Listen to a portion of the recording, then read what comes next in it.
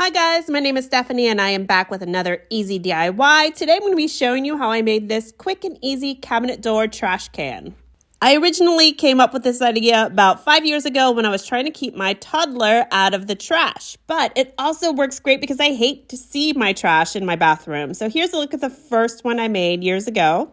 For that original cabinet door garbage can, I used plywood mostly, and I mounted it to my all-wood cabinet doors with angle brackets. But I have a lighter, easier version for you guys today, and we're going to mount it with just 3M command strips, so you don't have to put any holes in your cabinet doors. So I measured the original just to be sure what size I used, and it was originally about 5 inches deep, 11 inches high, and I think about 11 inches wide also. Then I headed to Lowe's to pick up my supplies. They also have these at Home Depot, so go to whichever one's closest to your house. I am using poplar for this project because I love the way it looks. But you can use whatever wood you like. For this project, I needed 1/4 inch thick, 4-inch by 4-foot long piece of wood. So this is sort of in the craft wood section. I'm going for just the 1/4 inch thick, and I usually like to pick out the ones that have the least amount of green when it comes to poplar. So I picked the ones that are more brownish or purplish. Then I picked up a 1x4 piece of poplar with grain that I really liked. For this project in total, I spent about $16 on the wood. If you wanted to use pine, you could go a little bit cheaper, but $16 for a cabinet door trash can isn't exactly breaking the bank. So here is a look at the wood that I picked up. I love that grain in the poplar. What do you guys think? Is poplar one of your faves too? Let me know in the comments below. All right, enough of that. Let's get this project started. So I just want to show you quickly that a normal kitchen or grocery store garbage bag is about the same size as the trash can that we're going to build here. So this time I decided to go with a 12-inch high, 10-inch wide trash can. And of course, the depth is going to be that 3.5 inches that a 1x4 is. So I grabbed that 1x4 and I made my cuts with my trusty miter saw. A miter saw is going to make this job super quick and easy, guys. You'll also get the smoothest cuts along that cut line with a miter saw and a saw blade that has the highest number of teeth in it that you can find. So I like this Diablo saw blade. But if you only have a jigsaw or a miter saw box, something like that on hand, go ahead and use it. This is just a simple garbage can project. After cutting the 1x4 pieces to size, I gave every bit of it a light sanding with 150 grit sandpaper. Poplar comes pretty smooth. If you picked pine or some other type of wood that needs a little bit more work, go ahead and give it the work you need to put a coat of poly on it. Once those pieces were sanded, I was ready to start assembling my cabinet door garbage can. So I am using wood glue and my brad nailer to put this together.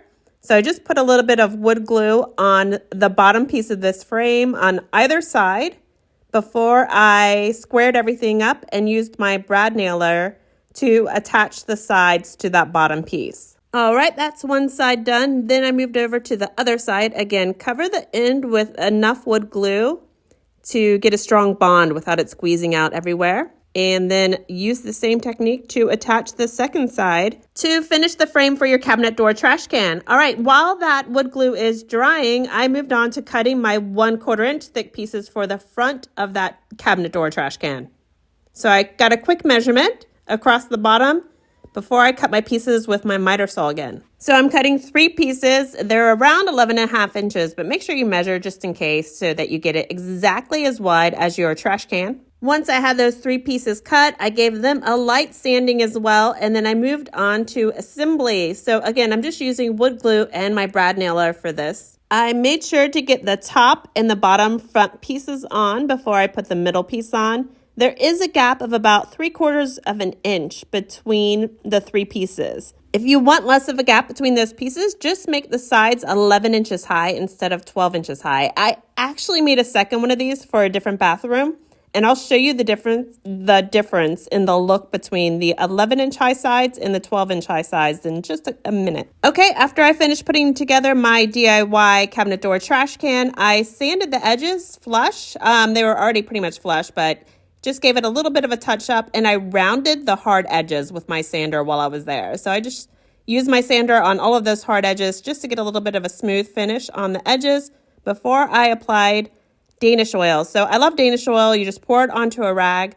wipe it onto the wood and it soaks in. It helps make that wood a little bit stronger than it normally is. And it's super easy to use. It dries really pretty. It dries really smooth. You don't have to put much effort in. But if you prefer a different look or a different top coat, go with whatever your favorite is for this project. After I finished applying the Danish oil everywhere, I let it cure according to the dry time on the bottle. And here is the finished DIY cabinet door trash can.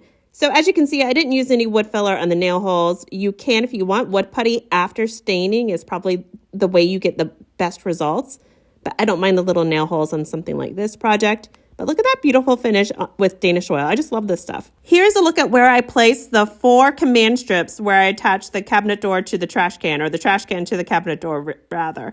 I did make a mistake. I shouldn't have put any of that Danish oil on that back edge of that cabinet door trash can.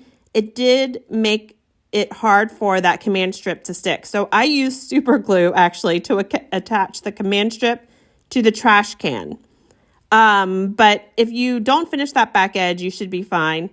As long as I'm not super gluing to my cabinet door, I don't mind using super glue on the trash can part. And before I show you this trash can attached to my cabinet door, I want to show you quickly the second version of the trash can that I mentioned before.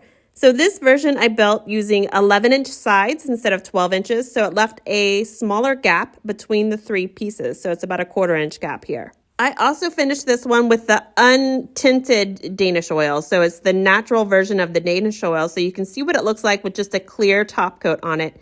And again, it's beautiful. I love this version too. All right, let's attach that garbage can to that cabinet door real quick. So I've got the command strips ready to go. And I'm picking a spot inside the cabinet door that's away from the opening so that the door can still open without the garbage can touching or interfering with the opening.